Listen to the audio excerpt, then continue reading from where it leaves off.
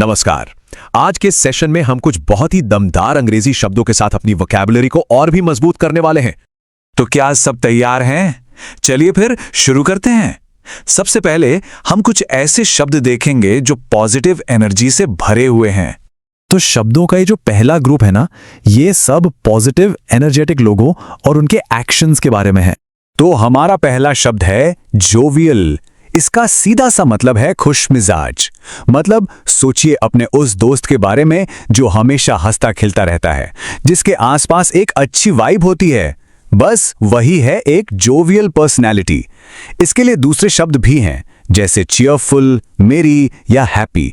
ये सब भी वही खुशी वाली फीलिंग देते हैं। तो जब कोई कहता है he has a jovial personality, तो इसका मतलब है कि वो इंसान बहुत ही जिंदा दिल और मजेदार है।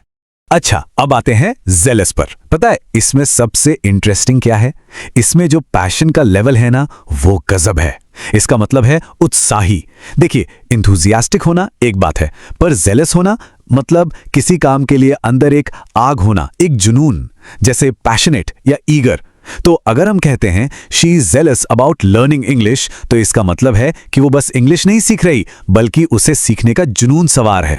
अगला शब्द है ग्रेशियस। ये बहुत ही प्यारा शब्द है। इसका मतलब है विनम्र और दयालु। ये उस इंसान के लिए इस्तेमाल होता है जो सिर्फ पोलाइट नहीं बल्कि काइंड और कर्टियस भी हो।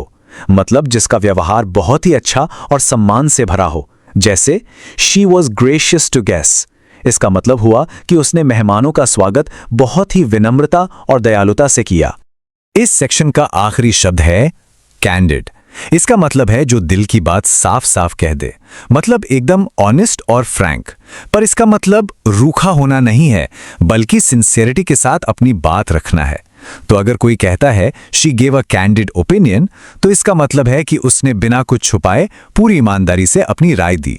तो ये थे कुछ पॉजिटिव शब्द। अब जरा गियर बदलते हैं और कुछ ऐसे शब्दों को देखते हैं जो हमें सावधान रहने या किसी कॉन्फ्लिक्ट वाली सिचुएशन के बारे में बताते हैं। पहला शब्द है वेरी। इसका मतलब है सावधान रहना। मतलब जब किसी को लगे कि शायद कोई गड़बड़ या खतरा हो सकता है, तो वो वेरी हो जाता है। ये एक तरह की अंदरूनी फीलिंग है। इसके लिए कॉशियस या केयरफुल जैसे शब्द भी इस्तेमाल होते हैं। जैसे कहा जाता है बी वेरी ऑफ स्ट्रेंजर्स, मतलब अजनबियों से सावधान रहें, उन पर एकदम से भरोसा ना करें। इसी से मिलता जुलता एक और शब्द है विजिलेंट। इसका मतलब भी सतर्क रहना ही है, पर इसमें एक्शन ज्यादा है। ये बाहर से चौकस और एकदम अलर्ट रहने के बारे में है, मतलब पूरी तरह से वॉचफुल। जैसे the guard remained vigilant all night, मतलब गार्ड ने पूरी रात आंखें खुली रखीं, एकदम चौकन्ना रहा। तो देखा दोनों में फर्क क्या है? वेरी होना एक अंदर की फीलिंग है, एक एहसास कि कुछ गड़बड़ हो सकती है, जबकि विजिलेंट होना एक एक्शन है, बाहर से चौकस रहना। एक है महसूस करना, दूसरा है करना। अब ये एक काफी स्ट्रॉन्ग वर्ब है, डिसीव। इसका सीधा मतलब है धोखा देना, मतलब जानबूझकर किसी को कुछ गलत यकीन दिलाना। इसके लिए और भी शब्द हैं, जैसे चीट, मिसलीड या ट्रिक। ये सब धोखेबाजी के ही अलग अलग रूप हैं। तो he tried to deceive his friend का मतलब है कि उसने अपने ही दोस्त को धोखा देने की कोशिश की। अगला शब्द है हॉस्टाइल। इसका मतलब है शत्रुतापूर्ण। मतलब जब कोई इंसान या माहौल एकदम अनफ्रेंडली और एग्रेसिव हो जाए, जैसे कि वो हमला करने को तैयार हो। इसके लिए अनफ्रेंडली, एग्रेसिव, एंटागोनिस्टिक जैसे शब्द भी इस्तेमाल होते हैं। तो जब हम कहते हैं द क्राउड बिकेम हॉस्टाइल, इसका मतलब है कि भीड़ का रवैया एकदम गुस्से वाला और विरोधी हो गया था। चलिए अब बात करते हैं कुछ बहुत ही पावरफुल एडजेक्टिव्स की, ऐसे शब्द जिनसे हम अपने आसपास की दुनिया को और भी बेहतर तरीके से डिस्क्राइब कर सकते हैं। पहला शब्द है वास्ट। इसका मतलब है बहुत बहुत विशाल, मतलब इतना बड़ा कि जिसका कोई अंत ही ना दिखे, जैसे ह्यूज या एनॉर्मस से भी एक कदम आगे। जब हम कहते हैं द डेजर्ट इज वास्ट, तो सोचिए एक ऐसा रेगिस्तान जो जहां तक नजर जाए बस फैला ही हुआ है। और अब है मैग्निफिसेंट।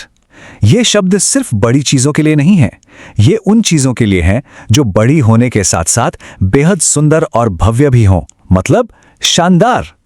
इसके लिए स्प्लेंडेड या ग्रैंड जैसे शब्द भी यूज होते हैं, जैसे द पैलेस लुक मैग्निफिसेंट, मतलब वो महल सिर्फ बड़ा नहीं था, वो देखने में वाकई में शानदार था। अच्छा, अगला शब्द है वेरी। इसका मतलब है बहुत ज्यादा थका हुआ। ये सिर्फ टायर्ड होने जैसा नहीं है, ये उससे कहीं गहरी वाली थकान है, जब शरीर और दिमाग दोनों पूरी तरह से थक जाएं, जैसे एग्जॉस्टेड या फटीग्ड। ये थकान अक्सर कड़ी मेहनत के बाद होती है। तो अगर कोई कहता है after work he felt very, इसका मतलब है कि काम के बाद वो बुरी तरह से थक चुका था। और अब है लेथार्जिक। ये भी कम एनर्जी से जुड़ा है, पर यह थकान नहीं, सुस्ती है। एक ऐसी हालत जब कुछ भी करने का मन ना करे, कोई जोश ही ना हो, एकदम स्लगिश और इनएक्टिव। जैसे गर्मी के दिनों में होता है ना, the heat made everyone lethargic, मतलब गर्मी की वजह से सब सुस्त पड़ गए थे। तो अब इन दोनों में फर्क साफ है ना? वेरी होना यानी मेहनत करके थकना, जबकि लेथार्जिक होना मतलब सुस्ती छा जाना, जब काम शुरू करने की ही हिम्मत ना हो। एक मेहनत का नतीजा है तो दूसरा एनर्जी की कमी। तो हमने कुछ बहुत ही कमाल के शब्द सीखे, पर असली काम तो अब शुरू होता है। इन शब्दों को सिर्फ जानना काफी नहीं है, इन्हें अपनी रोज की बातचीत का हिस्सा कैसे बनाया जाए? देखिए, इसके लिए बस 3 आसान से स्टेप्स हैं। सबसे पहले इस लिस्ट में से कोई एक शब्द चुनिए, फिर उस शब्द से अपना एक पर्सनल सेंटेंस बनाइए, कुछ ऐसा जो किसी के लाइफ से जुड़ा हो। और तीसरा और सबसे जरूरी, आज ही उस सेंटेंस को किसी से बात करते हुए इस्तेमाल कीजिए, बस। तो जरा सोचिए और अपनी इंग्लिश को और भी पावरफुल बनाने की शुरुआत आज से ही कीजिए। सबसे पहला शब्द कौन सा होने वाला है जिसे इस्तेमाल में लाया जाएगा? दोस्तों, अगर आपको हमारी ये वीडियो पसंद आई हो तो वीडियो को लाइक जरूर करें और हमारे चैनल को सब्सक्राइब करना बिल्कुल मत भूलिए। साथ ही बेल आइकन भी दबा दीजिए